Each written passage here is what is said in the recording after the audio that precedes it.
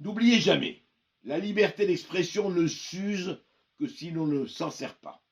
Et si les plateformes, les chaînes qui font le travail d'aller sur les chemins peu fréquentés, sur la pensée non conforme, sur les territoires que l'on ne veut pas aborder, sur les territoires gênants qu'on veut invisibiliser, eh bien, écoutez, la liberté de pensée et d'expression n'existera pas. Tocsin fait ce travail.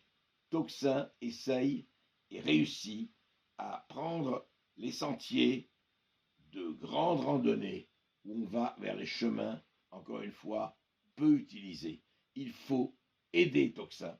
Il faut contribuer à ce que Tocsin, qui ne vit que des dons, eh bien écoutez, il faut que vous participiez. Je sais que vous êtes de plus en plus nombreux et très nombreux à aimer et à regarder et à écouter Tocsin.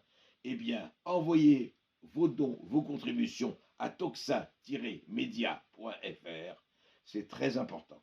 Vous savez, il n'y a pas de subvention, il n'y a pas d'aide de l'État, on n'est pas un service public qui est là et qui vit de vos impôts. Non, on est uniquement, on vit même pas de la publicité, mais de nos abonnés. Donc ça fait partie intégrante et une dimension importante et plus qu'importante de cette pensée non conforme, de cette pensée qui prend les chemins de travers, de cette pensée qui donne des points de vue et des angles différents sur ce qui se passe. Et si vous n'avez pas d'angle différent, et si vous n'avez pas un autre point de vue, eh bien la réalité s'en trouve affectée.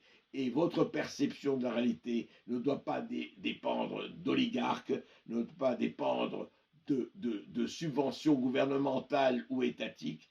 Ce n'est pas le cas de Tocsin. Tocsin vit de quoi? Eh bien, vit de votre aide, vit de vos dons, vit de fait que vous trouvez que c'est important et que vous contribuez comme vous voulez, au montant que vous voulez, envoyez à toxin-media.fr. Nous sommes là pour ouvrir les voies et pour étendre le champ des possibles, mais nous ne pourrons le faire qu'avec vous.